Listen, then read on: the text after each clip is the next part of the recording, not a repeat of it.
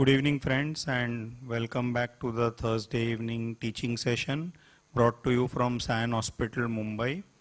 Once again, we thank the authorities at Sion Hospital for allowing us to conduct these classes, and we thank Aristo Pharmaceuticals for an educational grant which allows us to live webcast these sessions.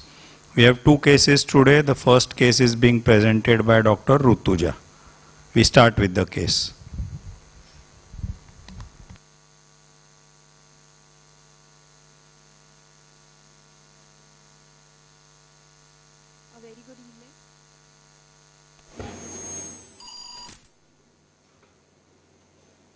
A very good evening.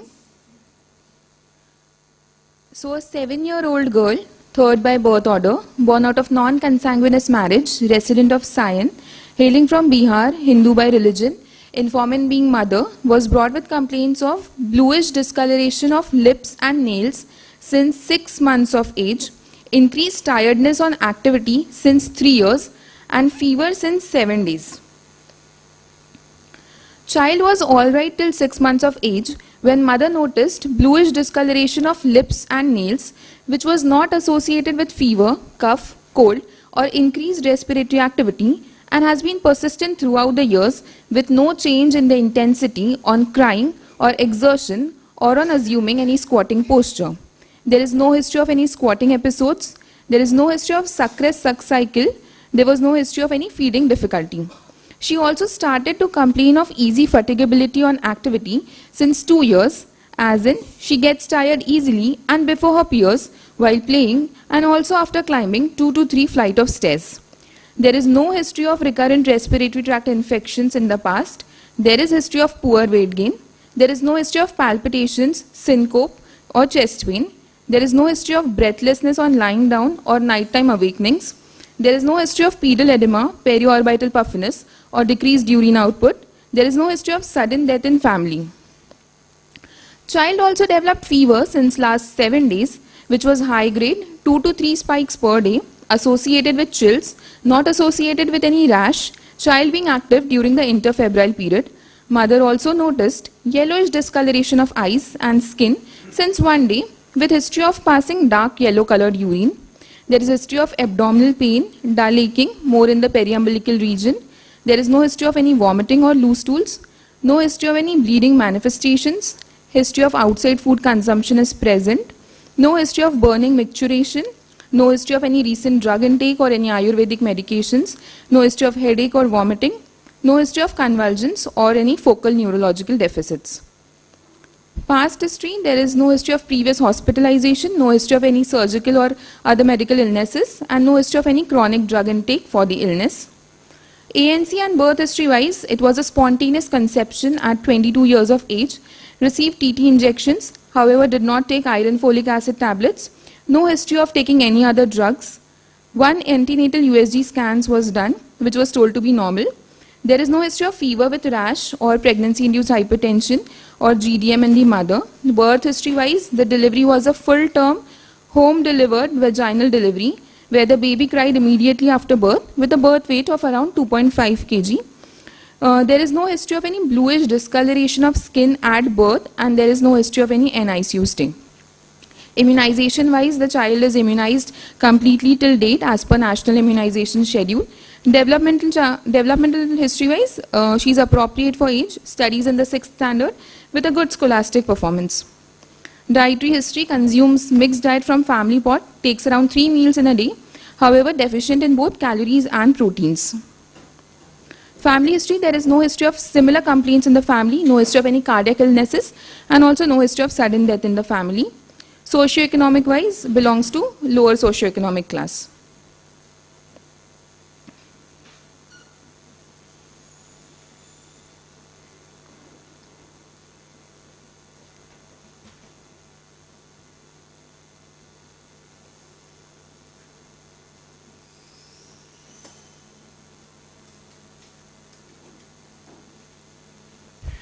Okay, so bluish discoloration of lips and nails noticed at 6 months of age. That's the first complaint. So how would you analyze that? What would be your thoughts? Suppose you were the doctor on that day, what would you think?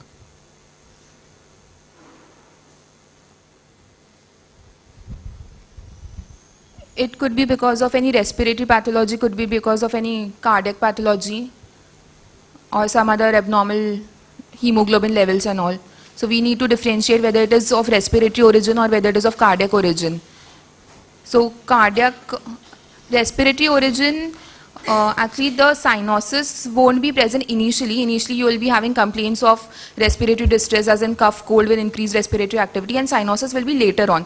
Like when the child goes into fatigue or when there is increased work of breathing, like very severe respiratory distress. On the other hand, the cardiac patients will be having cyanosis from the beginning only. Also on giving O2 therapy and all, the cyanosis of respiratory pathology will improve, and that would not be the case in case of cardiac pathology. And cardiac pathology ka cyanosis would be persistent. Very good. Now can someone improvise on that? So she said respiratory pathology, cyanosis will be later. There will be many other symptoms earlier, which you are right. Now can you further improvise that slightly? So you want to divide respiratory pathology into dash and dash. When have you seen respiratory cyanosis? Poor circulation.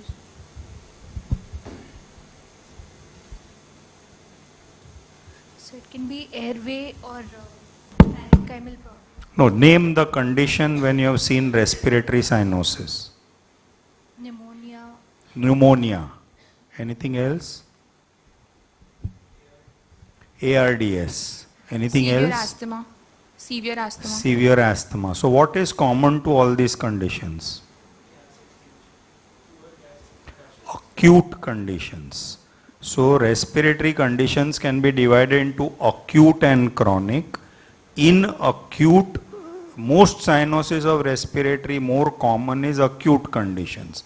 And there, as you said, lot of symptoms before cyanosis, but in one word, a very sick child with cyanosis. Because as you said, that cyanosis is the terminal event, right? So sick child with cyanosis, you may think respiratory with those other things, right? What about chronic respiratory? Which chronic respiratory condition causes cyanosis? Interstitial lung disease. Interstitial lung disease. So how will they present clinically? There will be chronic cyanosis. There will be Put it on. Is it on?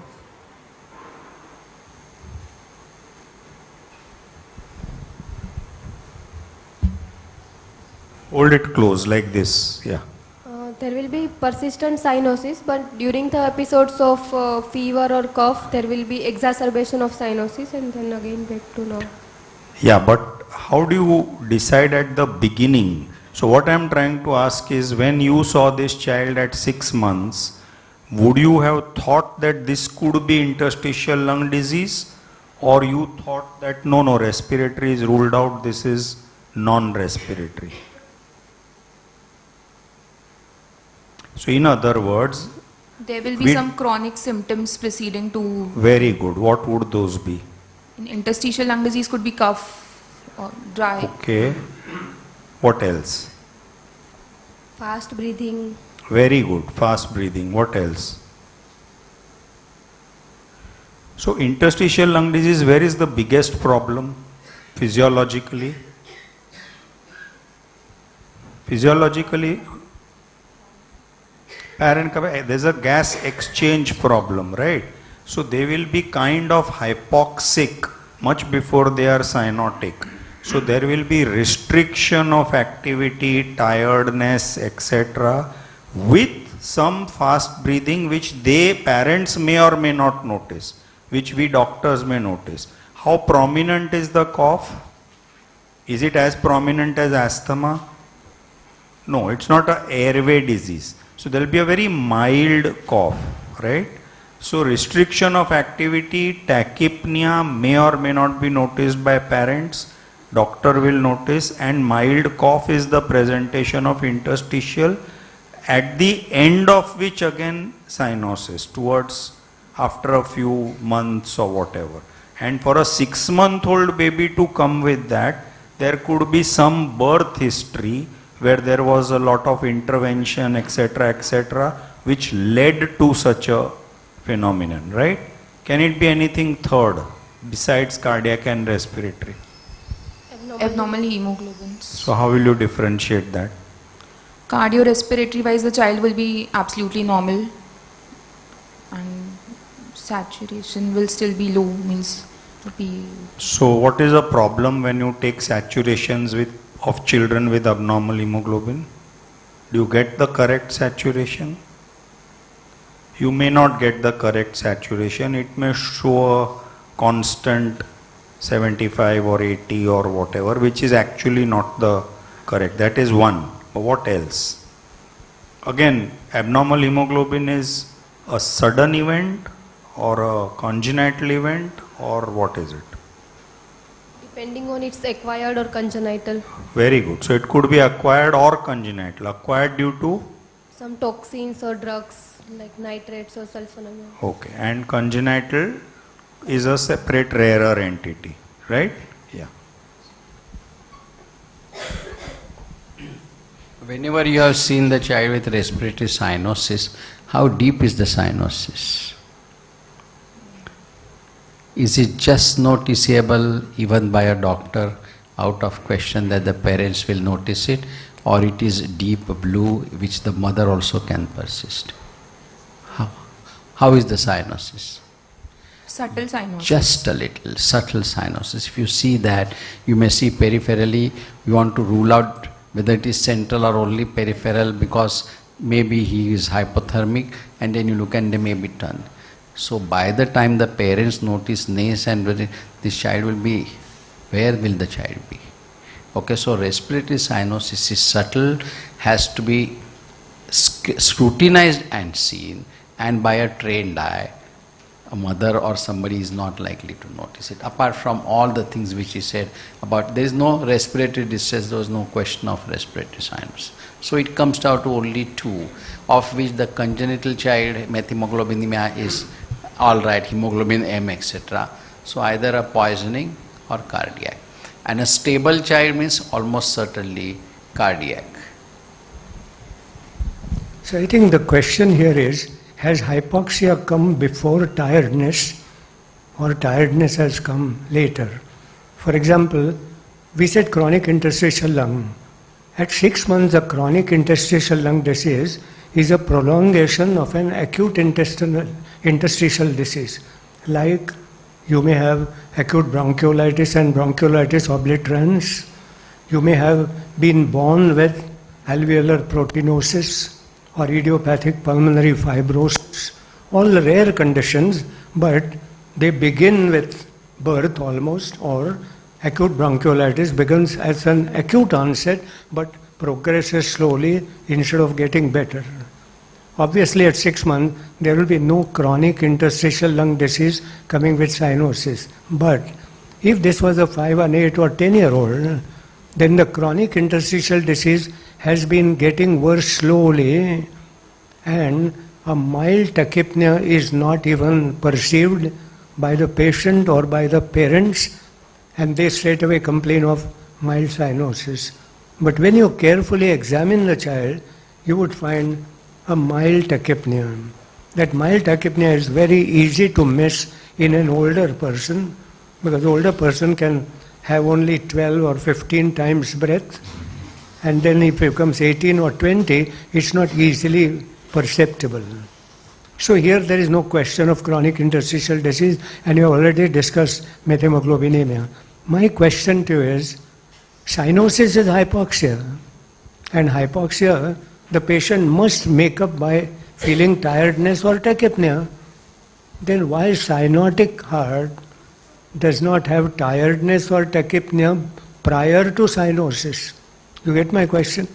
Cyanosis is an end-stage hypoxia, not mild hypoxia. Correct?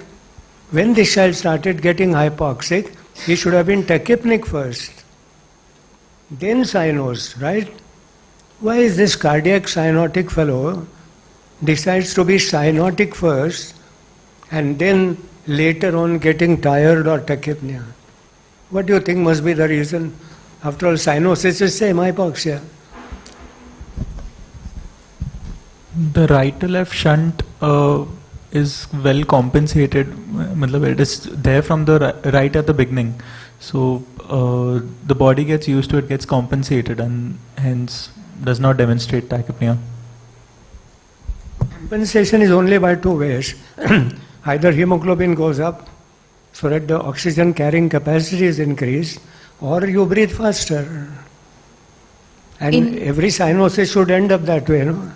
Initially, the demands means in neonatal period and infancy period, the demand is also less, and because of the intracardiac shunting, it is just equal or enough to provide the things. Means later on, when the demand increases, then the So, Sir's question is different. Sir's question is, why does a cyanotic heart start with cyanosis? Why is not there a phase where the body is trying to compensate by fast breathing before the cyanosis becomes manifest, as it happens in a respiratory disease? That's the question. Actually, you all know the answer, but question has been asked differently, so you don't know. You just now said the answer 10 minutes back in a different way. You said the answer. So what did you say? What happens to cardiac cyanosis when oxygen is given? does not Nothing resolve. happens. Why? There is no defect in oxygenation. Exactly. So there's actual mixing of blood or whatever. So any amount of oxygen won't make a difference. So body knows that by breathing faster and getting more oxygen, nothing is going to happen. So why should I waste energy? So there is no compensatory fast breathing. You get the point? So the mechanism is different. I think Now, for cyanosis to occur, there has to be a certain percentage of deoxygenated hemoglobin. Then only it doesn't have much to do with the oxygen concentration. If that much amount of desaturated hemoglobin is present, irrespective of what is your oxygen saturation, you will get cyanosis. That's the thing. Here there is desaturated oxygenation, though the PCO2 may not be abnormal, or sorry, the deoxygenation may not be abnormal. At times such a child may not come to you because parents have observed cyanosis, but they may come to you for some fever, cold, cough, and you might do a CBC, and you might see hemoglobin far more than expected. So when you see hemoglobin, which is far more than expected, you start wondering whether it's a compensation for cyanosis. My question is, which other condition following fever, 2 days, 3 days fever, and you see high hemoglobin? Slightly high. Yeah. You get the point? Importance of picking up high hemoglobin. High hemoglobin is what? A 3-month-old child should have 10 grams and he's suddenly 12 grams. One is cyanosis, hidden cyanosis. Which other condition you have seen? so dehydration would be obvious clinically. This condition may be subtle. So which dehydration is not seen clinically? Yeah? Dengue. Dengue. Yeah, capillary leak might come with the... Okay. And another thing, when a small infant comes with capillary leak, he comes on a follow-up 2 days later, and you weigh him, he is more than the weight done 3 days ago. He has got already an edema. So those things are important, right? So in a follow-up, every time you must take weight as well. Okay, now you've mentioned that the cyanosis has been persistent and there's no change on crying or exertion or on assuming squatting posture. So what is the interpretation of that? Did you expect a change on crying? And suppose there was a change on crying, what would you think? It would more likely indicate a cyanotic spell wherein there is infundibular spasm and because of which there is change in the intensity of the bluishness, or after assuming some squatting posture that will relieve it. Okay, so tell me what happens in a cyanotic spell. and how does squatting relieve it?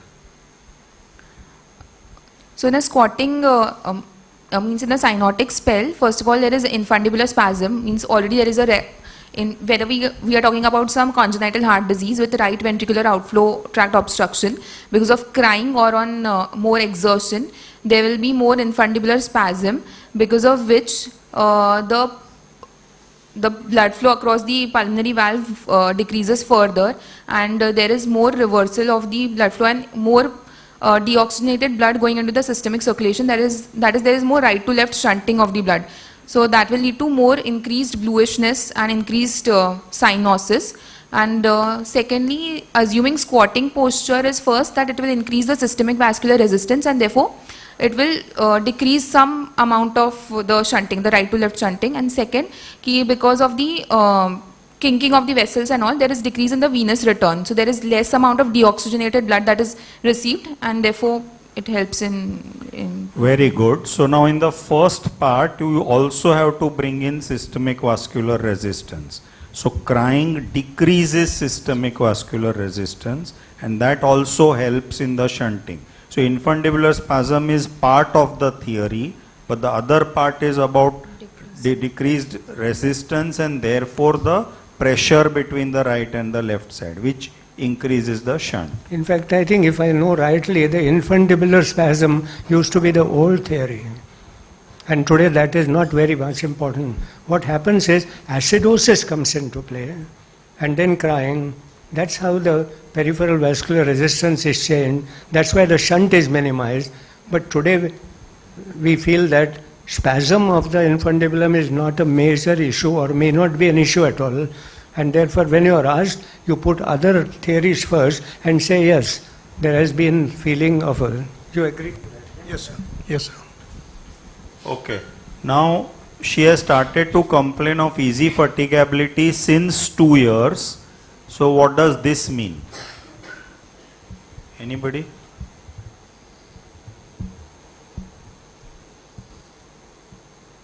Now, in this context, what does this mean? We already said she was hypoxic, that's why she was cyanotic. So now what is this easy fatigability coming up? The tissue hypoxia comes into play where the body's demands are not met by the cardiac compensation. So now the more and more activity requires more and more cardiac output, and that is the demands are not being met, so there is hypoxia. I felt earlier we have been discussing that a chronic progressive anemia comes with this kind of thing. And today you are telling me, even if the hemoglobin is high, the same story. How can I accept that? We have already said, no, chronic anemia, fatigue. Okay, and now hemoglobin is more. Even then a fatigue, what is wrong? Give a thought, doesn't matter. The oxygen carrying capacity is reduced in anemia, whereas in this case there is deoxygenated blood. Correct. So the amount of oxygen that this extra hemoglobin is carrying is similar to the guy whose hemoglobin is low. It's carrying less oxygen. So that's why, right? Okay. Fine. So now with this story, now you started at 6 months, but this all you are describing of over the years. So what happened to the cyanosis over the years?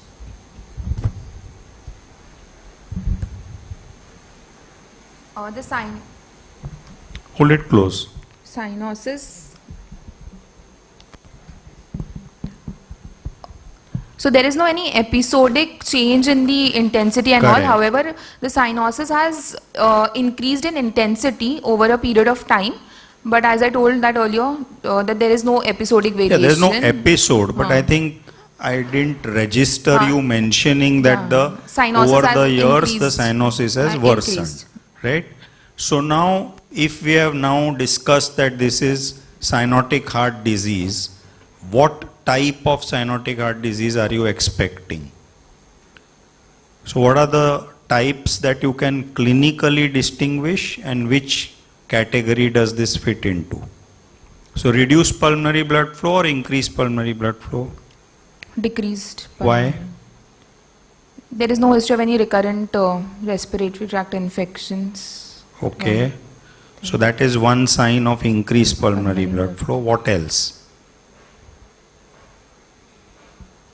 So we are not talking of only increased pulmonary blood flow. We are talking of increased pulmonary blood flow in a child who is cyanotic.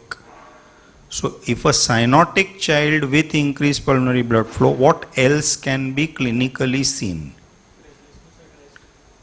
Breathlessness at rest, which is due to?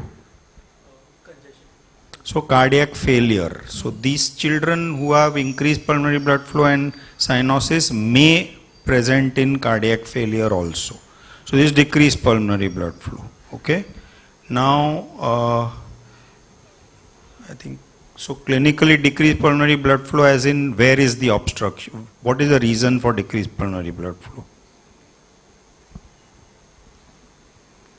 Right ventricular outflow tract obstruction could Very be good. at any level, at valvular level or Right. subvalvular level. Right. So at this stage, is pulmonary stenosis a cyanotic heart disease? Right ventricular outflow obstruction, right? It's a cyanotic heart disease? Yes or no? No. So give the reason why.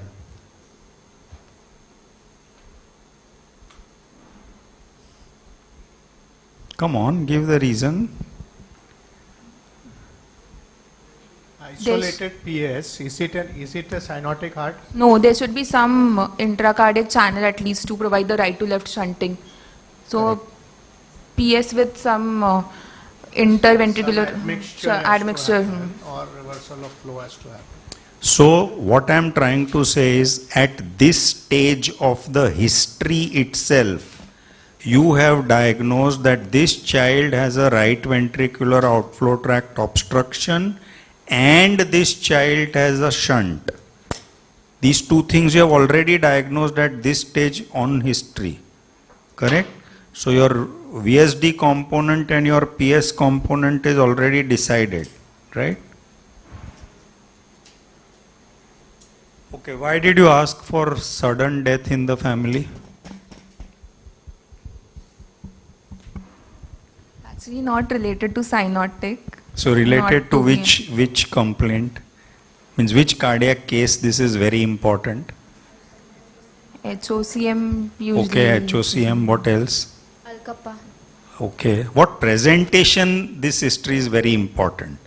What clinical presentation that the child comes, you must ask this history. Palpitations in an older child. Okay, anything? Louder, Mike. Chest pain. Chest pain. The condition which you see very commonly. Where you will ask for an ECG. Syncope. Any history suggestive of syncope, you have to ask this. Okay? Because you want to distinguish between a vasovagal or a vasovagal and a cardiogenic syncope.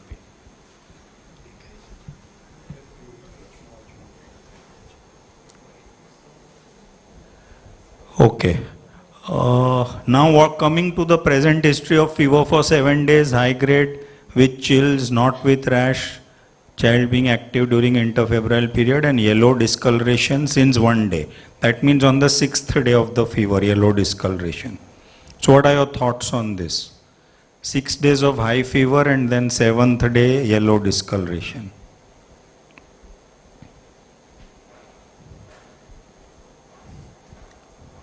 Viral hepatitis?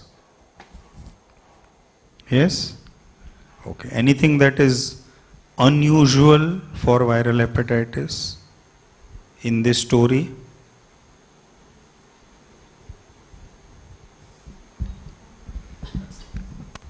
Jaundice is at the beginning of the illness. In viral hepatitis. You mean beginning means not as late as 7 days, Yeah, maybe after second, first few third. days of fever that will be noticed. So that's one thing that's unusual. What else? Any loss of appetite or So nausea, vomiting, loss of appetite, that prodrome has not been mentioned. whether it was there, not there. Nausea was there, but there was no history of any vomiting. There is only history of abdominal pain. Okay. Abdominal pain when in that story of 7 days of fever? After 2 to 3 days of the febrile episode, means initially there was fever, which was then followed by abdominal pain and nausea, but there was no history of any vomiting, and then the yellowish discoloration started. So more likely with history of outside food consumption, more likely towards viral hepatitis. Okay, outside food consumption last year. Viral hepatitis. Outside food consumption. Yesterday evening. Viral hepatitis. In the preceding at least 15 days. 15. So again, we've discussed this. So history of sore throat in the past, history of outside food consumption, these histories are a very tiny supportive fact to your diagnosis.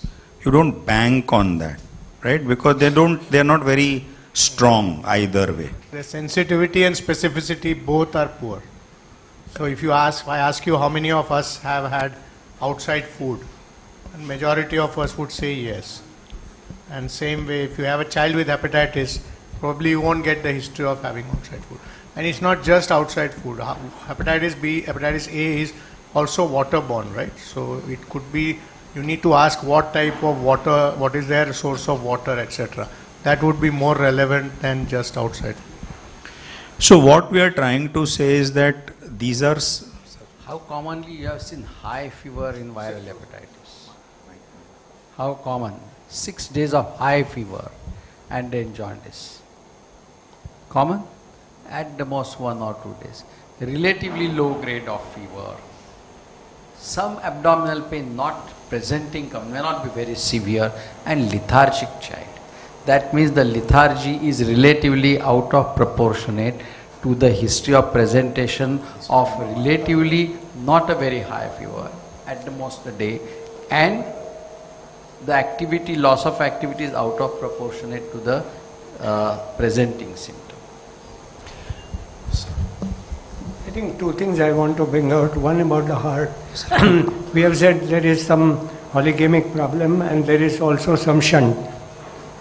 But in spite of having this for a long time, why the heart has not failed? It's funny, isn't it? This progressive cyanosis, so progressive heart disease, shunt. The shunt itself can make you get into failure.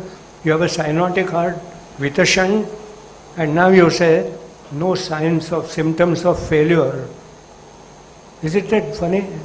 You are missing something. Would you not expect cardiac failure? Some years of this progressive disease. So why there is no failure? Some thought. So what is preventing this heart from getting into failure? That's the question. The flow is directly into the major vessels, means the flow of blood is directly into the aorta or the major vessels, so the heart does not have to pump more. So there are 2-3, like another maybe 2 issues here for understanding sake. Is there a difference in the cardiac output when there is a left to right shunt versus a right to left shunt here? Is there a difference, or in both the cardiac output is high?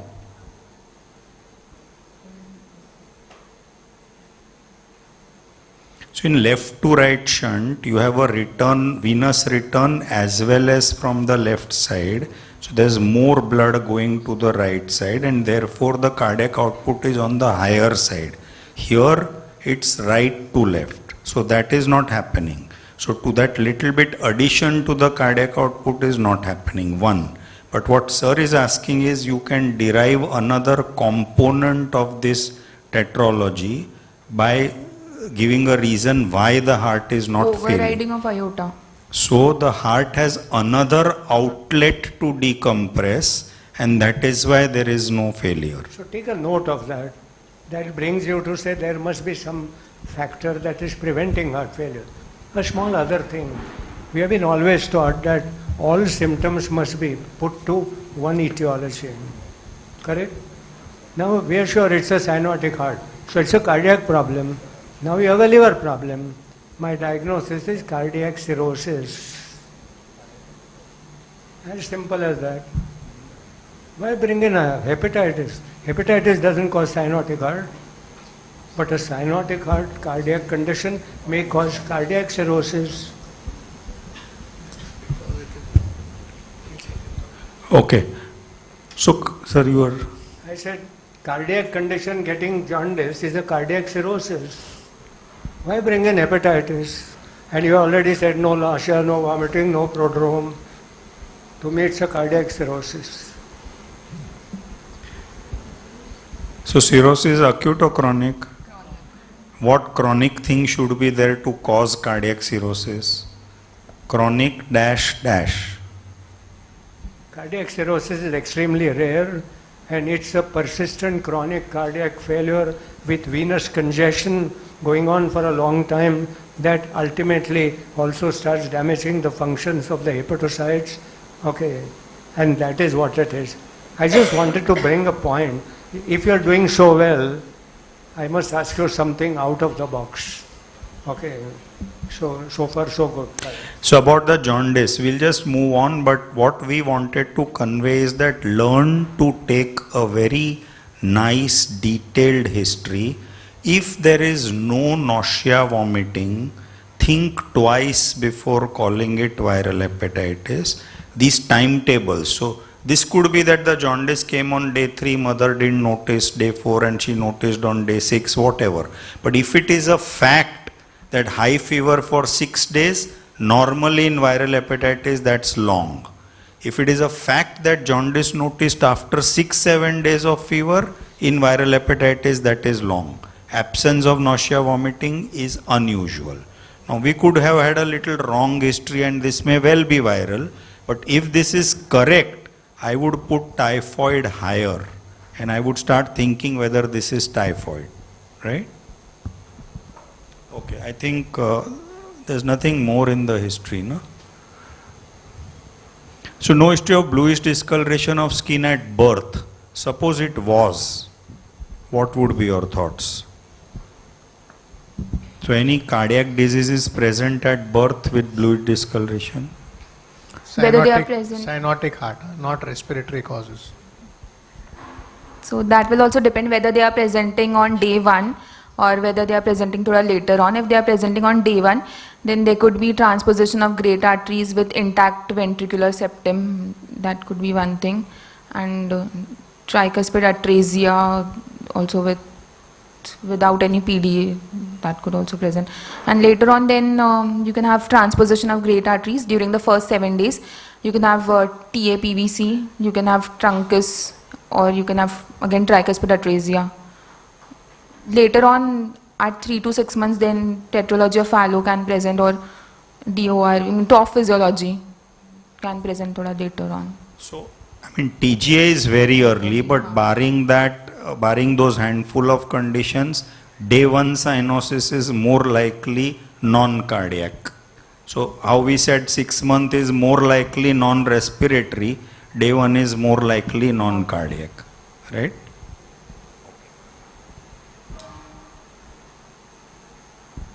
Fine, so what is your provisional diagnosis? Come.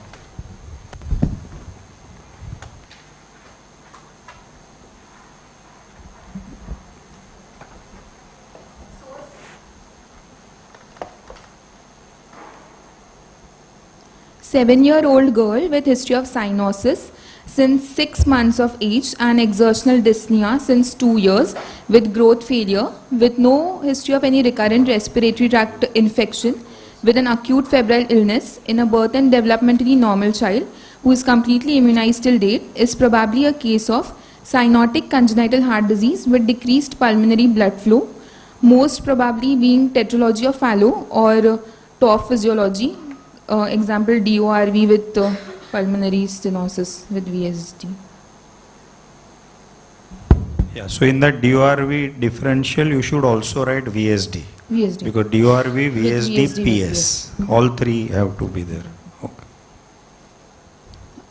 Coming to the examination, child is... Child is here. She's there. Call the child, please. Yeah. General examination, child is thin-built, conscious, cooperative and well-oriented to time-place person. Afebrile, pulse rate of 98 per minute. Pulses are well-felt, regular, normal in rhythm and character with no radio-radial delay. Respiratory rate of around 24 per minute, which is regular. Blood pressure is 98/70, which is around 58th centile in the right upper arm. And saturation in all the 4 limbs is in the range of 60 to 65%. Anthropometrically, the child falls in thin category with a weight of below -3 standard deviation, height between -2 to -3 standard deviation and a BMI between -2 to -3 standard deviation. Head to toe examination, head is normal in shape and size. There is no Okay, obvious... stop. We'll just come. 2 people come to examine this child.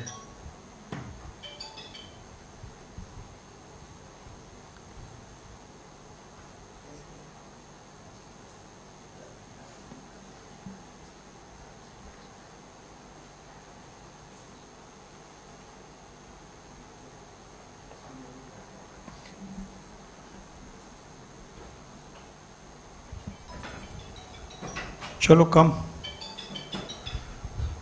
आके Why is there IV line? You don't answer. चलो one more person.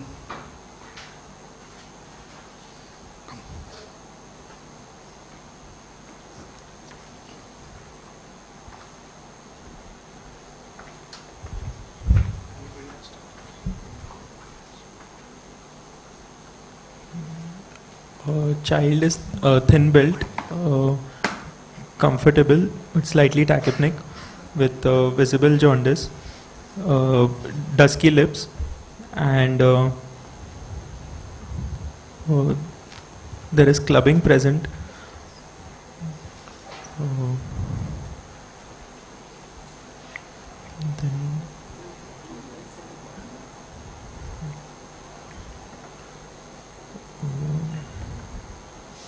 Okay, good. So now again a revision. Suppose I don't give you any history and only on observation of this child with whatever you have observed, what would be your diagnosis, cardiac or respiratory? Cardiac. No history. With the tachypnea and cyanosis, it may point towards a respiratory cause. Cardiac. Okay, why cardiac? So first of all, she's failure to thrive is there, means poor build. Second, the distress is not proportionate to, means cyanosis. For this cyanosis in a respiratory pathology, the distress would have been much more. And there's Clubbing is also yeah, present. Clubbing is also Which also there. indicates Correct. a chronic pathology. Correct, correct. She has been on steroids. Look at her cheeks.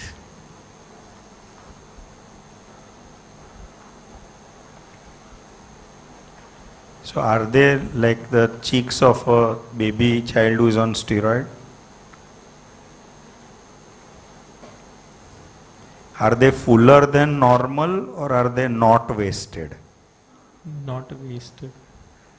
So compared to the rest of her build, they just look fuller, but they are not prominent like a steroid, right? Yeah. Okay. Now examine the CVS. You want to make her lie down there? Do you think she's pale? Idhar sula. Yes, sir. She is mildly tachypnic, but without distress. So that's important. Okay, she has no distress at all, and even then mildly tachypnic. And we will also add one more adjective, comfortably tachypnic, which almost means that is going on for a long time, and she is used to that kind of a thing. Respiratory is 30, is not very low, and looks to have a deep breathing more than distress.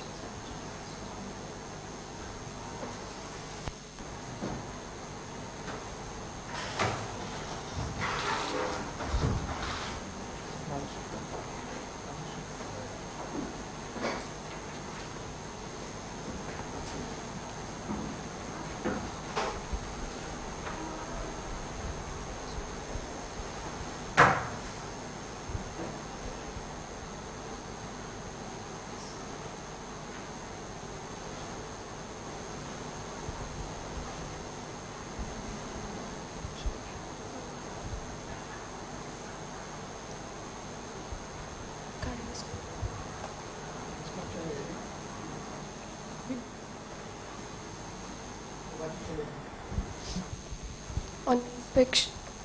Yeah. Hold it closer. On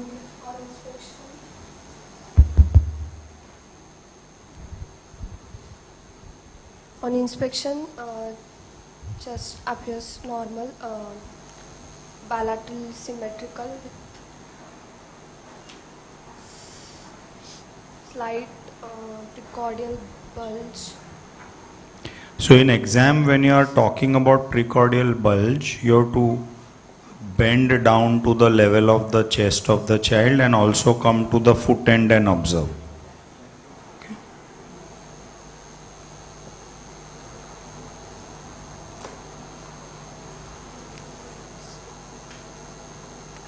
Okay, then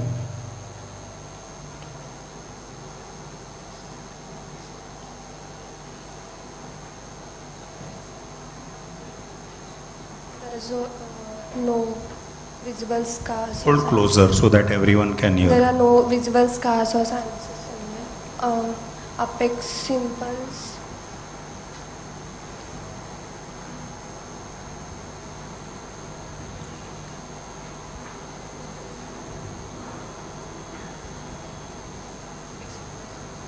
So in this kind of a child with this kind of a history that we discussed, what kind of a apex are you expecting? First question is left ventricular or right ventricular? Right ventricular. Hyperdynamic or normal? Normal. Normal. So the point is you're not expecting very easily to see the apex. So you're going to search for the apex, right? Cardiomegaly or no cardiomegaly? No cardiomegaly. You talk of pulsations, just a matter of rule. Pulsations precordial and outside the precordium. So make it a rule to. Okay, go on. So you can't see? Okay, so you can say that I am not able to clearly visualize. Yeah. Hold it close, Mike. Yeah.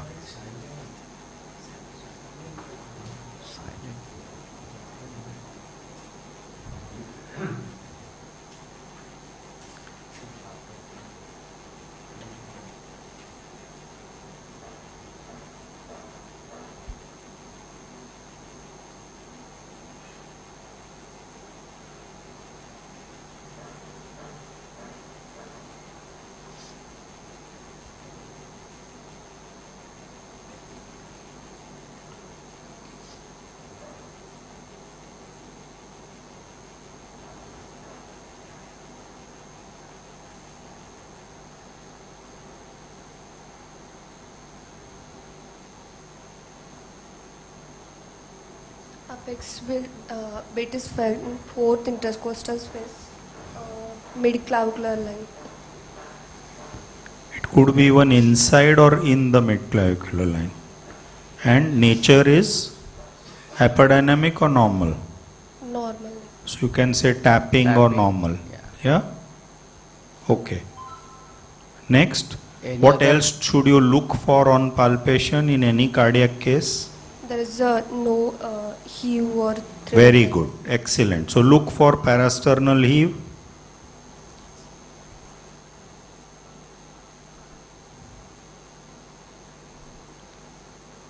After this, what should you do? Keep your hand like this. No, on the parasternal area. There is no obvious upliftment of hands. There is no parasternal heave. What Lovely. else should you palpate for? Every cardiac case. Palpable P2. Very good. So look for palpable P2.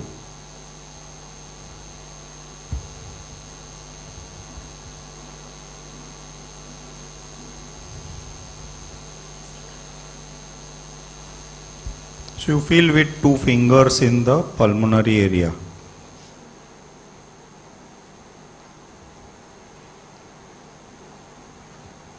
No palpable P2. Okay. Any other right ventricular pulsation in general you should look for?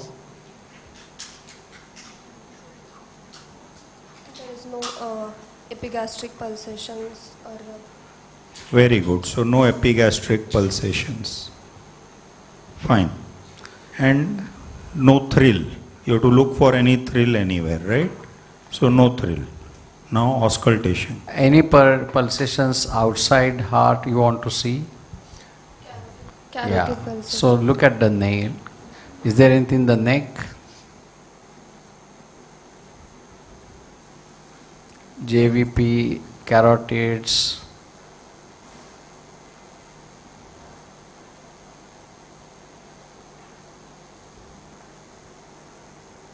It should be obvious. If it is not there, it's not there.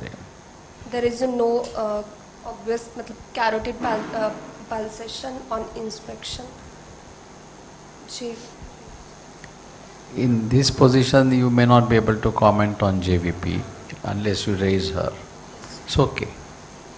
Why do you use different size of stethoscopes? Big, small, very small. You have no at least three size of stethoscopes.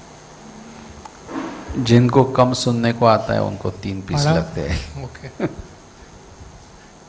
So what I was trying to say is, you should cover minimum area to avoid distraction and to get localization. So whenever you examine, don't put the whole hand every single time. As Dr. Rajesh said, either you do this, or when you want to look for the heave, then only use this area. Don't put your whole hand. Then you will not get the feeling. Plus you will dampen certain sounds as well as movements. Same when you palpate here, palpate the clavicle, go down in the pulmonary area, and you can put 1 or 2 fingers either this way or this way, and then see whether palpable P2 is there. If you put the whole hand, you might feel some thrill here and there, and you will be mistaken that there is something else which is palpable. Okay. Of course, you also don't use a large stethoscope on a small chest, because the full diaphragm has to be in contact with skin to give you the right kind of sound.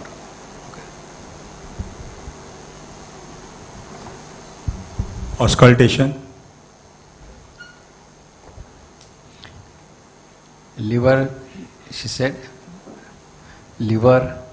Sir ते नंतर CVS झाल्यावर.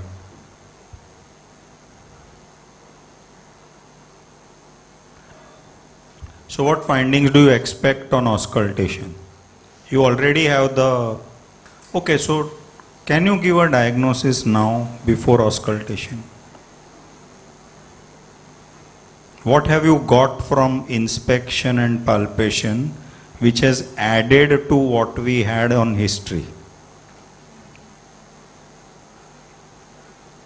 What have you got? Interpretations of your findings on inspection and palpation. How will you describe this precordium? Normal. Normal. So the other word for it in cyanotic heart disease is? Silent. Silent precordium. Okay. Then is there cardiomegaly? No cardiomegaly, right? So silent precordium, no cardiomegaly, No and CCF. no failure in a cyanotic child, right?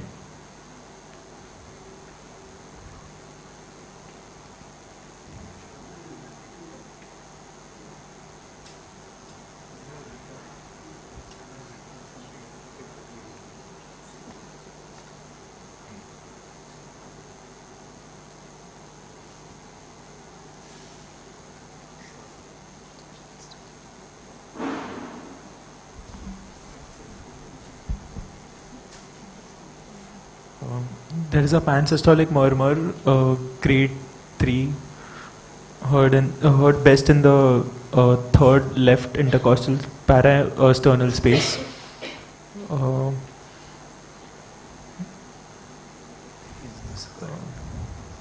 The S2 is soft in the pulmonic area. That's it, nothing else, right? Okay. Come. Abdomen, liver and all.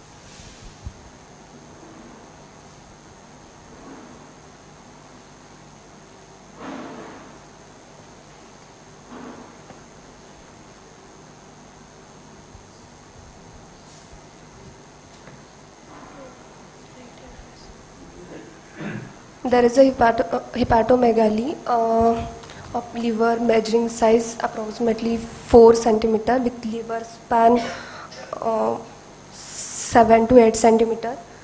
No tenderness and liver is firm with round borders. Okay, fine. No spleen. No splenomegaly. Okay. Come. Thank you.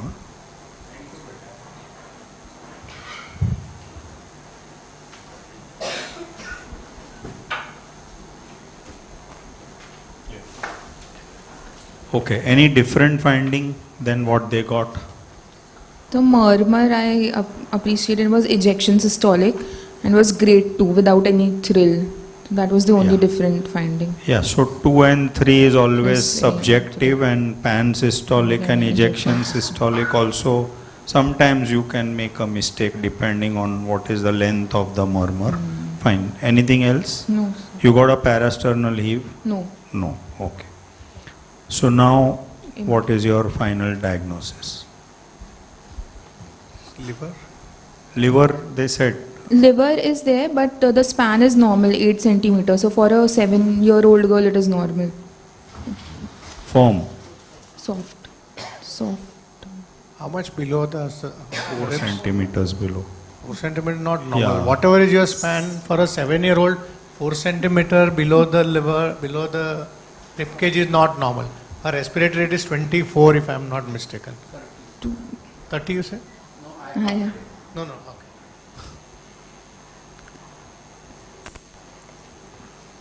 Paper leak kar de. No, so you complete what?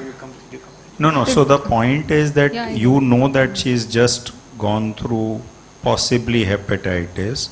So liver can't be soft, it has to be firm. It's possibly a recovering phase. The hepatomegaly may have been more earlier, it has settled or is getting better or whatever, but there is hepatomegaly and it's firm. So, yeah. So 7-year-old girl is a case of cyanotic congenital heart disease with right to left shunt with decreased pulmonary blood flow with examination findings suggestive of ejection systolic murmur with a single second heart sound with no features of infective endocarditis in sinus rhythm in a birth and developmentally normal child completely immunized with failure to thrive is probably a case of tetralogy of Fallot or TOF physiology like DORV with VSD with pulmonary stenosis or TGA with VSD with PS. Yeah, so maybe those examination findings, that line need not come in. You have already interpreted all that, and your final diagnosis is Fallot's physiology, mostly tetralogy of Fallot, other differentials being those differentials, that way.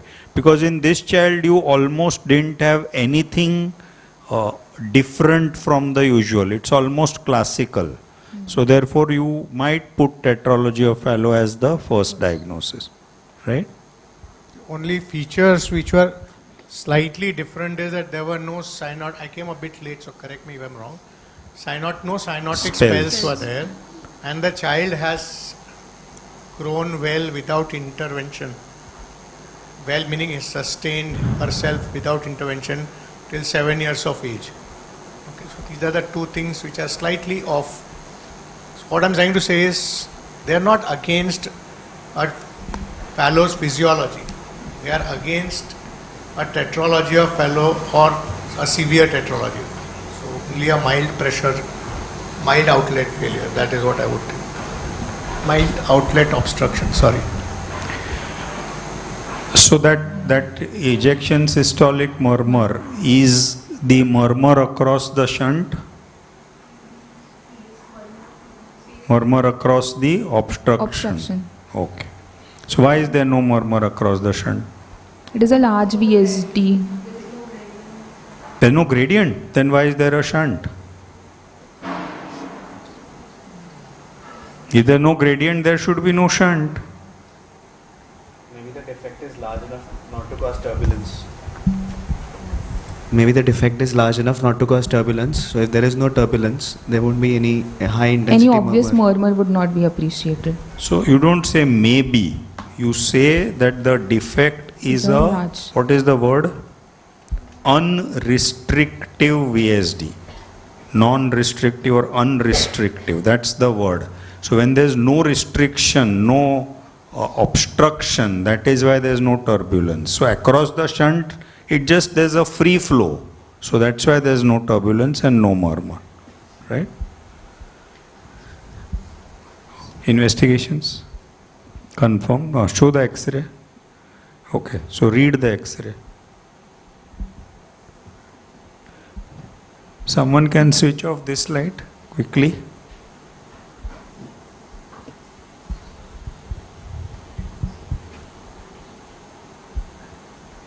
Chalo, one of you want to read the X-ray? You want to try? Any one of you? Try. Chalo, try. We are all learning. Hold it close. This is an X-ray chest, PA view. Trachea appears to be central in position.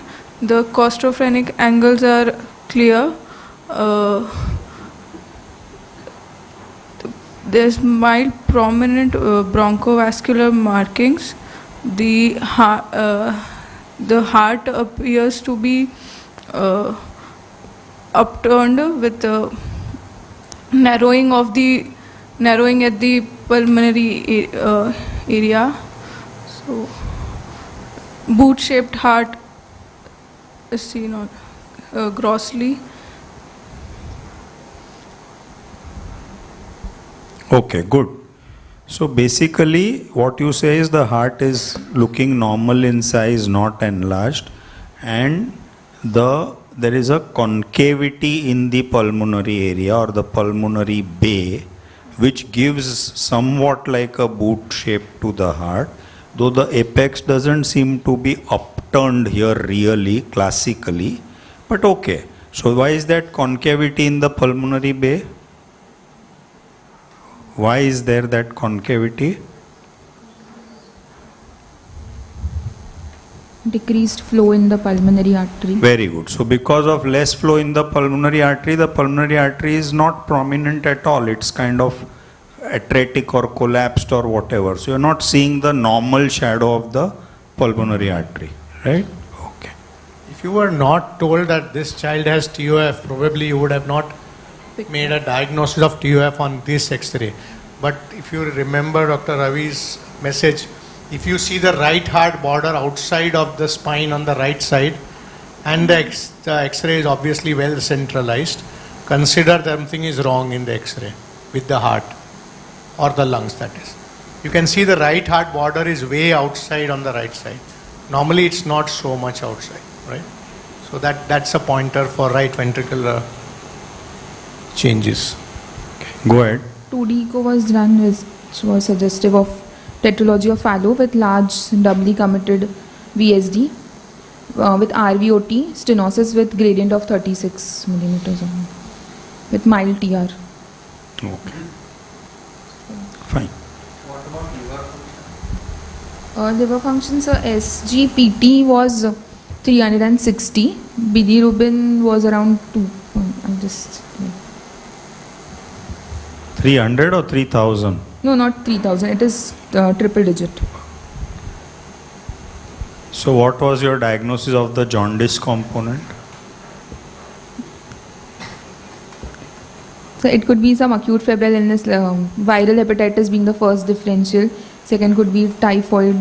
Third could be any monsoon related So what did you illness. finally get or treat in this child? So means actually Vidal and all have been sent, and OLD per se is negative, Deng PCR has been sent, but the child has thrombocytopenia and hemoconcentration to anyways present. So Fever still there? fever is still there. So obviously it's not viral hepatitis. No viral hepatitis will have a SGPT of 300. 300. Viral A 300 is out of question. It is secondary hepatitis. I think I just wanted to put a thought that in an Total exam, if you get bilirubin an is older 8.8. child with a cyanotic heart disease which has still lived without intervention, which other heart disorders can present you like that? They are the only ones which are likely to be there in your exam. Of course, small child also may come. So which other conditions can survive reasonably well without intervention? One is, of course, this kind of a situation. Come on. Asymptomatic congenital heart disease, I was asking. ASD. ASD. ASD. Okay. Atrial septal defect. Okay, then PDA. PDA. Okay. Go on. Cyanotic heart, sir saying. Sir saying cyanotic heart now.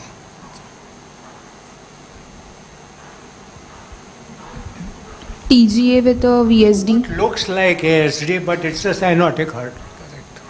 Looks like ASD.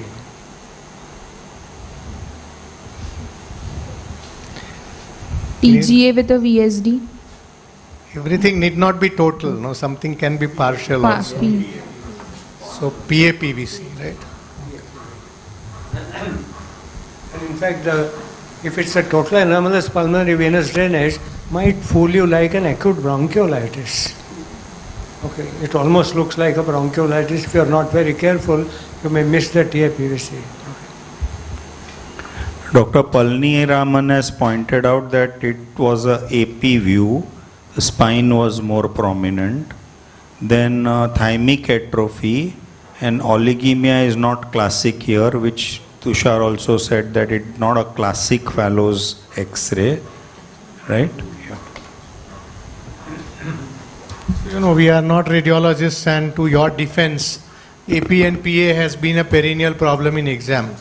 A shortcut has been suggested to use the terminology frontal view. Okay? Because honestly, majority of the situation AP and PA would not be a problem. Any child who is not standing, assume it is going to be an AP view. That's the simple way out. Should we comment on thymus at 7 years of age? For sir. So should we comment on thymus at 7 years of age? It's a too big child to comment on thymus. Agreed. So we move on to the second case. Any questions on this? Any doubts? So we move on to the second case, which is being presented by Dr. Bhagyashri.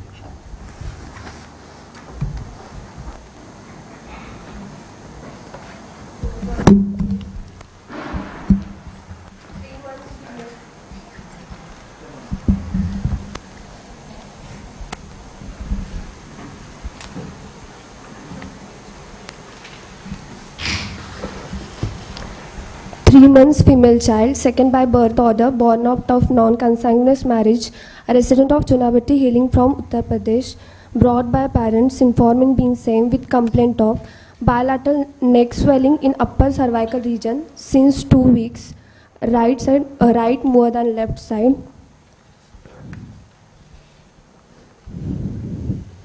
As per mother, she notices small swelling over neck on both sides of neck while oil massaging 2 weeks back, which was progressively increasing, firm to soft, non-cystic, not painful.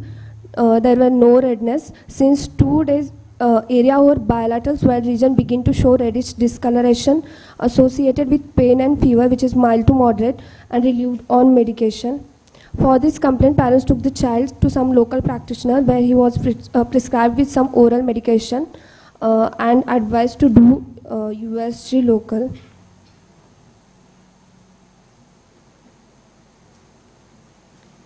There is no history of any other skin lesion or scalp region, no complaint of swelling elsewhere in the body, no history of cough, cold or ear discharge, no history of Cox contact, no complaint of decreased feed intake, failure to gain weight, lethargy or irritability. There is no history of trauma or any kind of surgical intervention at the site. There is no history of any similar complaint in the past.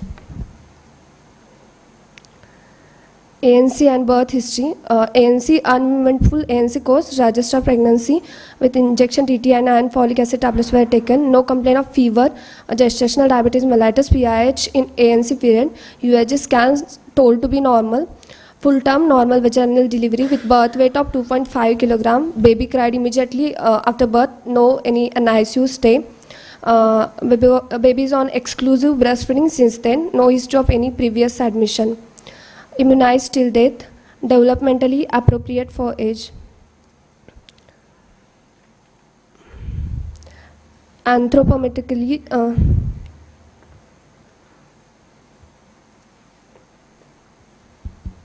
So what are your thoughts on history?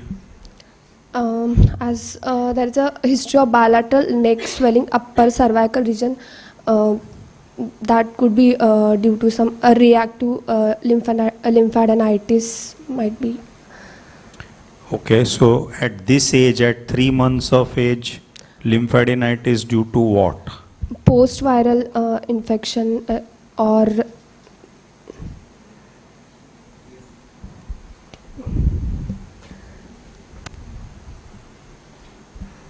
What would be your thoughts? 3-month-old with bilateral neck swelling. or Is it inflammatory or non-inflammatory? Start from there.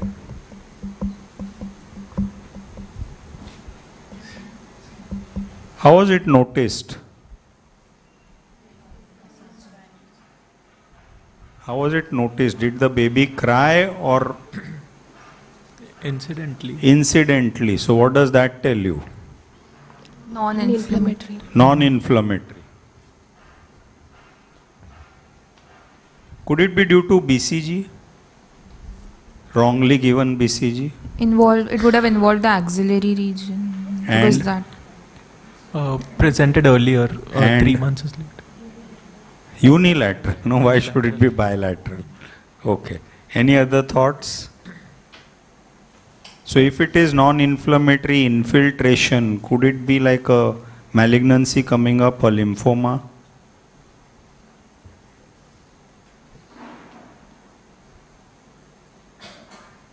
Come on, what are your thoughts?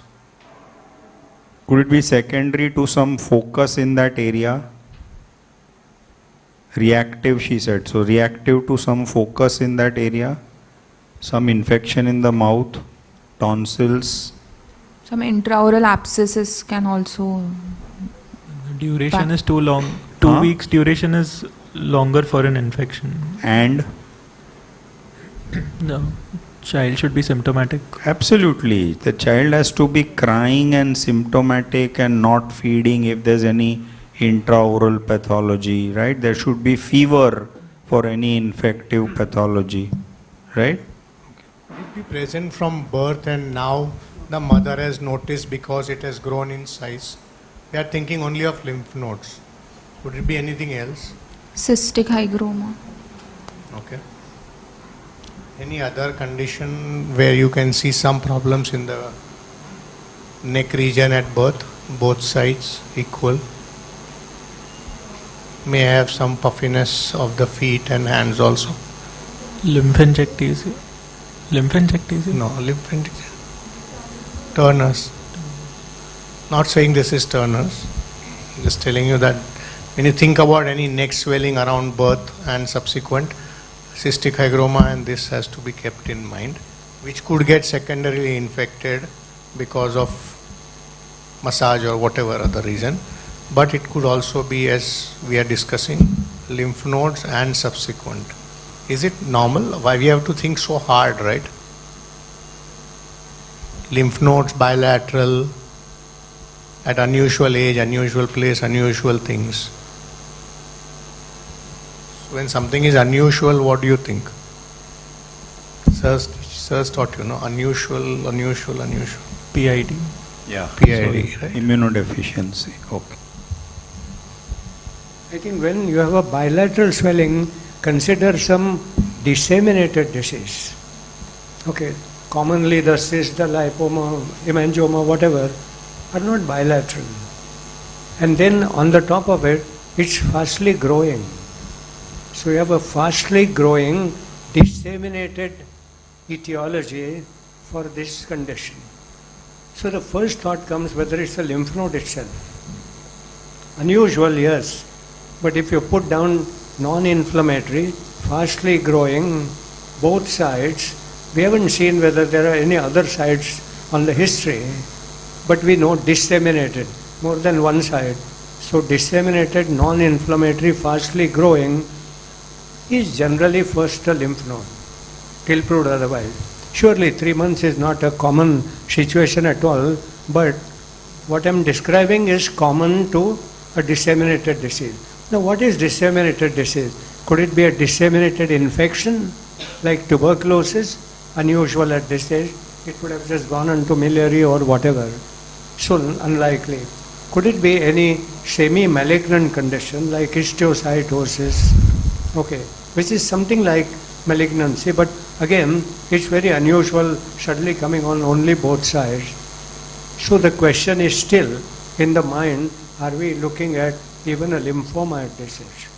Certainly not common, but the uncommon presentation itself, bilateral, non-inflammatory, fastly growing, put together, something that is likely to be malignant-like. Now, histiocytosis looking similar to that, but otherwise the lymphoma.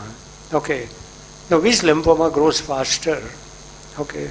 Maybe, and to begin with, when it's a stage 1, only on one side of the diaphragm, etc., you don't have much of systemic symptoms. Okay. To that extent, that's fine. Could it be non-Hodgkin's or Hodgkin's? We go one step further. I'm sure, I recall having seen an infant, not at 3 months of age, but at about 8 or 9 months of age, with a gland on both sides. And the funny part of that child was, after few days or weeks, the swelling started going down by itself, but then came back in vengeance. I realized for the first time that it's an immunological disorder, so could fool you sometimes, apparently going down, and it was considered that some treatment made it a difference. So we are looking certainly at an unusual problem, but this is where it is. Non-Hodgkin's is a very fastly growing thing.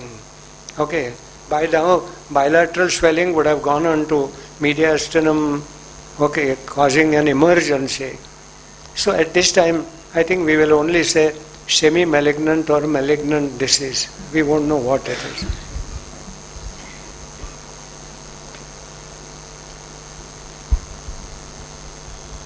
So your provisional diagnosis on history?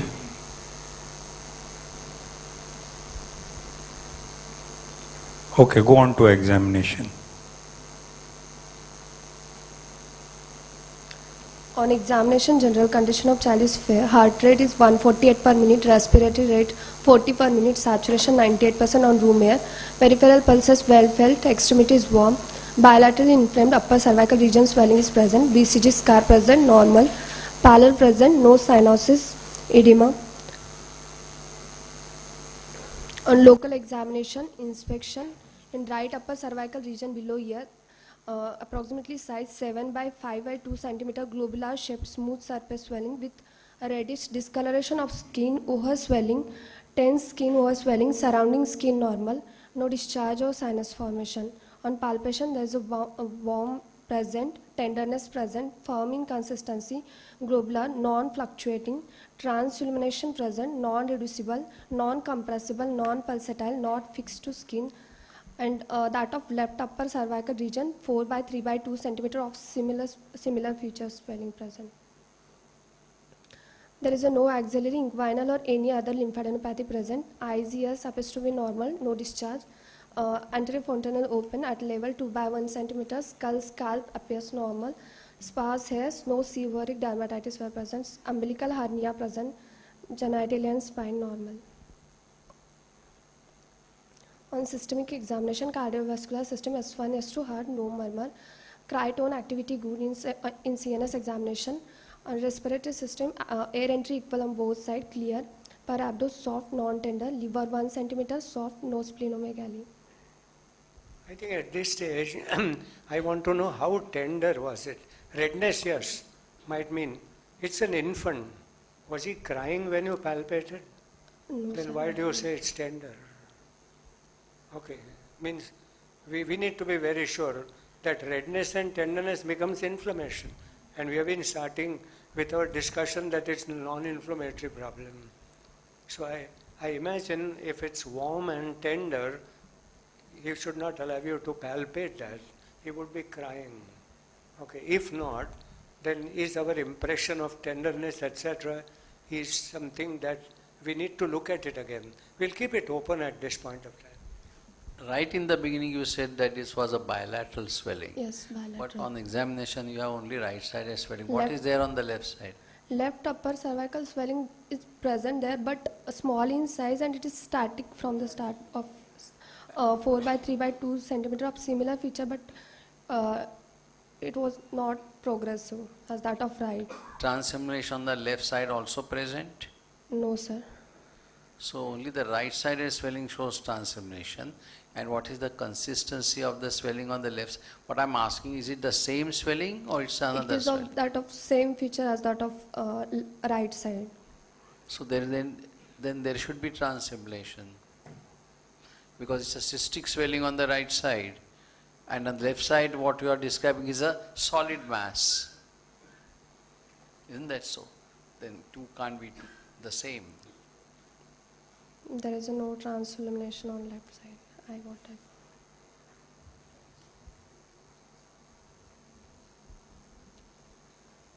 Okay, go on.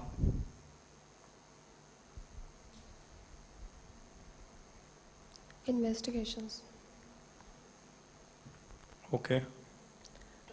In complete blood count picture, WBC counts were 16.8 thousand with neutro predominance, hemoglobin of 6.6 gram per deciliter with hematocrit of 19.8%, platelet count 10 lakh 3,000, peripheral smear showing thrombocytosis, ESR is 140 millimeter per hour, triple H non-reactive.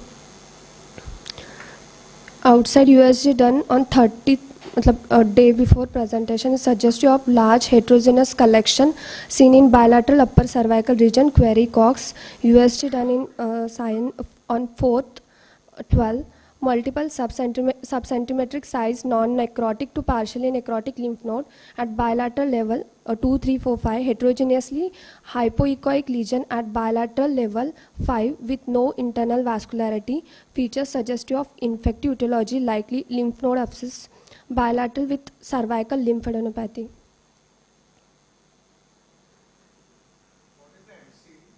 What is the MCV? MCV is 17.1.7. And RDW? You have an RDW there?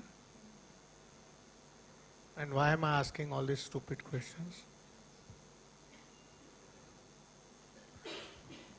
So though they have written thrombocytosis, so we assume that it's been checked on the smear, and then there is no discussion. Otherwise, it could be just that the 6.6 of hemoglobin is causing severe microcytosis and falsely elevated Coulter-related thrombocytosis. So we don't need to hunt for a cause for thrombocytosis. That's the point I'm trying to elucidate. Okay. So whenever you have unusual thrombocytosis, and along with that there is severe microcytosis, you require very small amount of small RBCs to push up, because RBCs are in millions. A very small amount of it gets counted as platelets. Those will be, lakhs will increase very easily. Okay, because I can't see any reason for thrombocytosis in this child, so one would like to see that. And there, of course, the RDW is going to be really big, because you will have very small RBCs as well as normal RBCs. And I think therefore it's a good idea the pathologist should look at the peripheral smear as well and look at how many platelets he sees in one high power plate. And the number of platelets that he sees in high power plate into 10,000 is the likely right platelet count. So I think make an attempt to add the peripheral smear counting of a thrombocyte.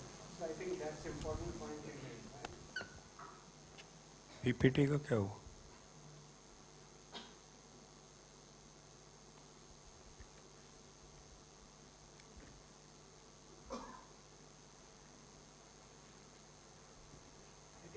These are small reports. Instead of putting the whole scan, you can put the scan, but also put a slide with positive findings. It becomes easy for our discussion. Otherwise, we might miss something when you have just scanned the whole report. So take a little extra care and put important findings for us to discuss.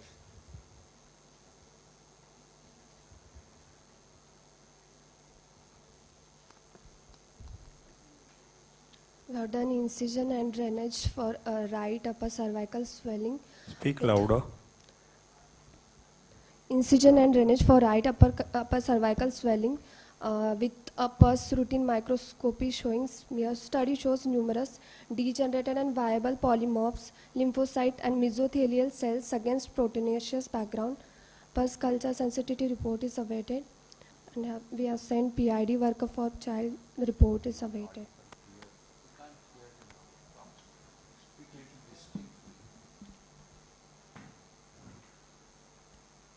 So pus routine microscopy shows Degenerated and viable polymorphs, lymphocytes and mesothelial cells against proteinaceous background. and pus culture is awaited and PID workup, primary immunodeficiency workup is awaited.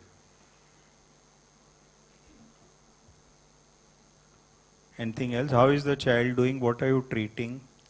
We started antibiotics on zone from very first day. Loud. We started antibiotic on ceftriaxone. We started single agent plus. And, When have you started and how is the child?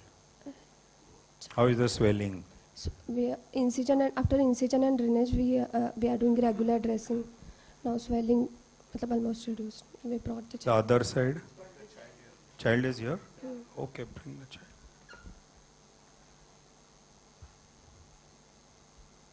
I thought you were showing the pictures, so I thought child has not come. Can someone call the child? If you're suspecting PID, what specific things? If you are suspecting PID, what things would you examine clinically? Specific examination. Like she said, BCG scar present. So absent is also important, and a very large, bad-looking scar is also important from PID point of view. Oral cavity for candidiasis. Candidiasis, excellent. What else? Other Put on lymph these nodes. lights. Other lymph nodes. Other lymph nodes. What else? Go on. Now there are a few things. So I'm not looking for one particular item. Just asking you to see. Skin infections. Yeah, skin infections, ear discharges, hair color, eye color. Why do you look at hair color and eye color? For PID? Because certain syndromes like Chedwick-Higashi and albinism is associated with higher incidence of PID, right? But more importantly, you would look at liver, spleen, look at tonsils which are present or not. Okay. So when you are presenting a case and there is a chance of PID, make sure that you address these points. Come, someone to come and examine the other side, the one which is not being drained. Come. I think which PID comes in the first 3 months. And let's see what organisms, and let's see whether that fits in this kind of a abscess like. T cell deficiencies. Which groups are asking you? T cell deficiencies. He said T cell deficiency. So T cell combined. It is being taken care of by the maternal antibodies. And then which organisms largely responsible for T cell? So that we will look at whether this is one of those.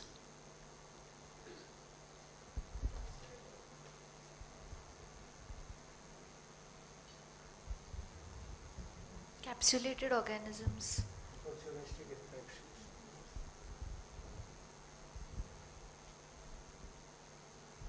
Come, someone wants to examine the lymph node. You want to come?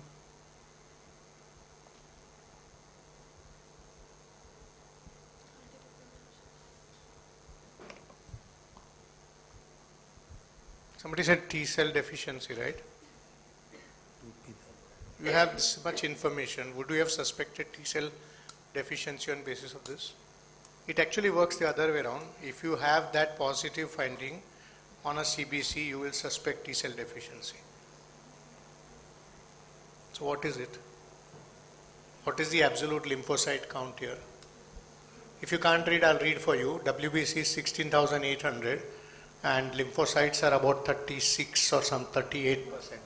So it's definitely more than 2,700 or 2,500, whatever cutoff you take. Correct? That means at least that sign is not there. If there was absolute lymphopenia, then you would even more strongly suspect. It becomes like a screening test for T cell primary immunodeficiency.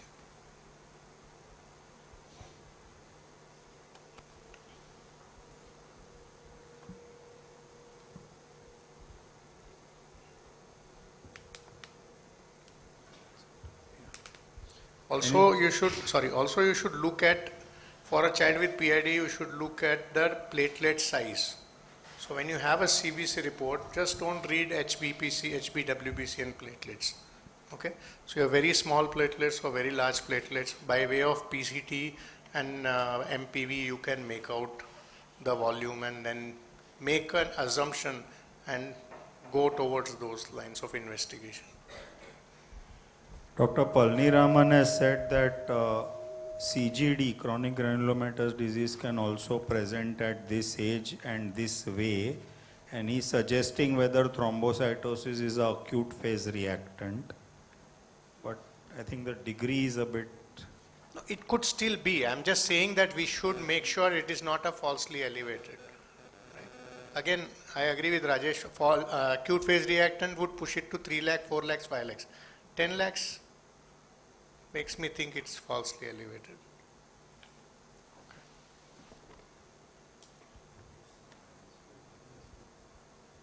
Any questions?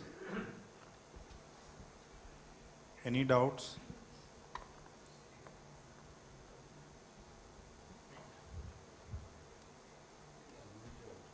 Yeah. For a 3-month-old child to have bilateral cervical infective pathology and initially appearing cystic on transamination, presentation itself is very unusual. In an otherwise non-sick child. Though she did say when Amdekar sir was asking that it was tender and on palpation there was pain. Yes. Okay. Any other questions? So I think I'll just ask Amdekar sir to summarize both the cases in a short time. I think the first case taught us that when you have an early infant presenting with cyanosis without any other symptoms, almost always think about a cardiac cyanosis. And we had discussed how respiratory doesn't come up at that age. But if you saw the older child, you may have to really look carefully for even a slowly progressive chronic interstitial lung disease. So that much we were sure. And we also learned that you look at the pulmonary circuit and you had a hypoxemic pulmonary circuit, and then you knew that there was a shunt as well, and then there was no cardiac failure. So there was something that was preventing this heart, so there has to be some other outlet. And so we came to a reasonable, quick impression that it's like a Fallot's physiology, but we could not have been sure whether it is exactly a TOF or many other conditions that look like similarly. But when we saw the X-ray, it looked something a little different. You did not have what looked like a pure hypoxic lung. The pulmonary circuit looked all right on this X-ray, and to that extent that was something unusual. But all the same, there was no cardiomegaly, so few things were that. I'm not sure whether what we see in a projection here may be a little different than when you actually see an X-ray, but we did see a normal heart size. We had no cardiac failure. So many things were looking like a Fallot's physiology, and any of those three conditions stand to be there, and that is where it is. We could have also looked at the right-sided aortic arch, which is often an accompaniment, and I think that is what we learned. That was pretty typical. And we also discussed that an older child, cyanotic heart coming without intervention and still doing reasonably well, could be the partial anomalous pulmonary venous drainage, and therefore keep those in mind when you try to discuss the older child with a cyanotic heart. And all that depends on how bad is the pulmonary circuit, and on the other extreme, you can have a ping fallows also, where the pulmonary circuit is not too bad. So first case was pretty straightforward, except some kind of unusual features on an X-ray, etc. So that part was. Second child was quite unusual. And I can understand that whenever we see unusual of any kind, PID comes at the top of our mind. It could be an unusual age of presentation, it could be unusual progression, it could be an unusual organism, it could be an unusual response, whatever. This fitted in unusual. But what was something very different is the child looked reasonably all right in spite of a bilateral swelling. Obviously looked like a non-inflammatory swelling, though when I asked the mother, she said only on pressure the child winces a little, but again doesn't cry. Now any child with such a big mass would possibly not like you to intervene, and therefore I am not still convinced that it was tender, but when you saw the redness there, it certainly meant that something was about to kind of show signs of inflammation. That was very unusual. And we did discuss bilateral cervical lymph node as the most possible cause and non-inflammatory, fastly progressive. So we said must be an malignancy. But after all, what is malignancy? It's an immunological disorder. And we know that all immunological disorders can overlap with each other. So immunodeficiency, like an HIV, can have a Burkitt's lymphoma, so another tumor, and therefore all immunological problems could have immune deficiency or immunoreactive disorders like rheumatological disorders or infection-induced immune reactive disorder or an immune disorganized disorders, that is what is called as malignancy. After all, what is malignancy? Malignancy is a growth of a cell, but that is uncontrolled growth. Now, growth is normal in pediatric patients because they are growing, but that growth has to be as per the standard. Each organ grows as per the expected standard, and it's a controlled growth, and thereafter the growth stops. When an uncontrolled growth starts coming, that is malignancy. And why does this happen? Every cell in our body has a life.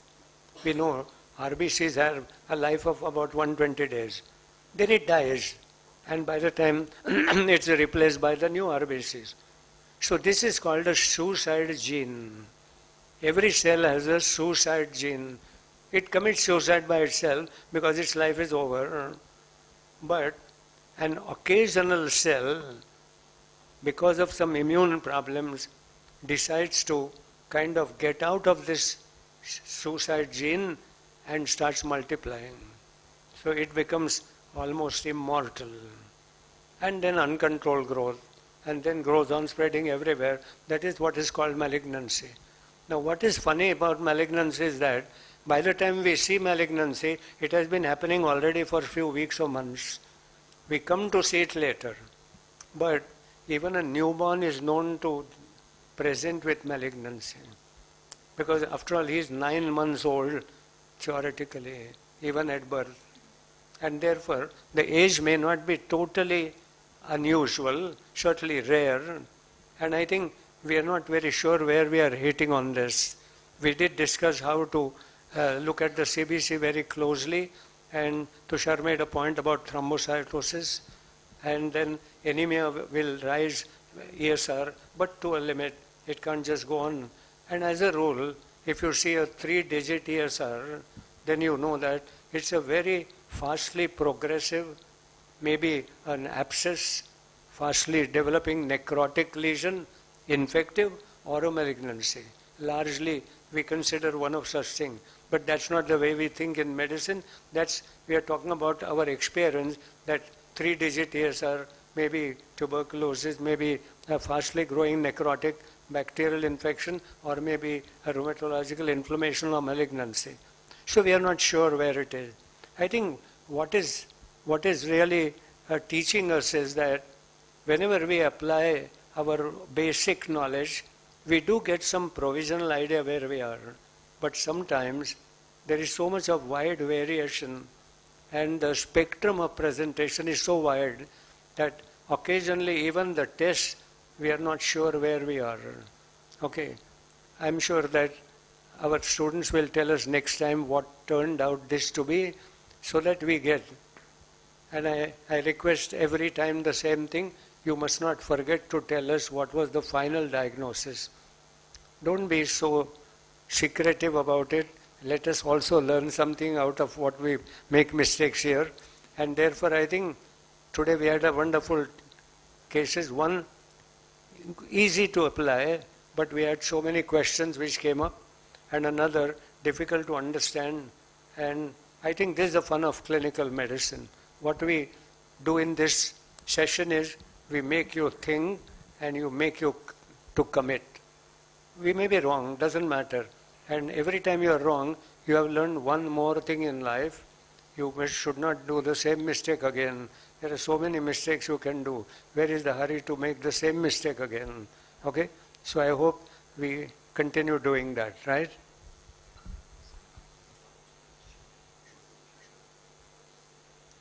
What was the diagnosis of the rickets last time?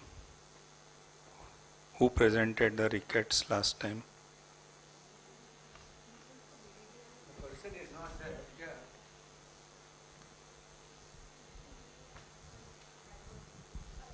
Huh? Not last time was not VDDR. Who presented? The person who presented is not here. Okay. So now homework. You have to talk to that person and message me the diagnosis. Okay? I think we must know that. I remember we used to show one of our cartoons when the doctor looked worried when he was looking at an X-ray, and the parent said, "Is it something serious?" He said, "Probably not serious, but I had left this part as an exemption to my Option training, so in the I have exam. not studied that part." We can't do that. In medicine, we can't do that, right? Yeah. So please inquire with your colleagues and tell us both this week's and previous week's. Okay, before we end, even with our online viewers, we want to make a small announcement. Under Dr. Amdekar sir's guidance, his team, that is we all who are teaching, we are starting a YouTube channel called Dr. Amdekar Teams Steer. This will be launched on 12th, that is the coming Tuesday. And every Tuesday and Friday, one short video will be released of 10 to 12 minutes on some small topic. Now these are not going to be factual videos. We are not going to give you data or information. We are going to try through these videos to make everyone understand how to think, how to apply your thoughts to clinical practice, and such principles will be discussed. A principle of how to investigate, how to take history, etc., etc. So please spread the message to all your friends. It's obviously free for everyone, but please log in, look at the videos and tell your friends also. It will be a good different kind of a learning, and it will be from this coming Tuesday, every Tuesday and Friday, and of course the videos will be archived there for even later revision, right? And it's not for pediatrics alone. Yeah. We are dealing with every kind of doctor, every kind of specialty. We are talking about the principles and not just pediatric. There would be some pediatric angle, but useful for even adults. So take the a note broad of that. principles would be for all specialities, all doctors, and especially medical students. So if you have if you know of students in your college, wherever, your friends, colleagues, cousins, etc., please tell them, because this will be very useful in their career as they go along, right? Undergraduates also, right? Okay. Our feedback from you is also most welcome, so that we can improvise on what we have already said. So with that, we'll end the class today. So thank you all our online viewers, online faculty for joining in, and we meet once again on next Thursday at 6 p.m. Thank you.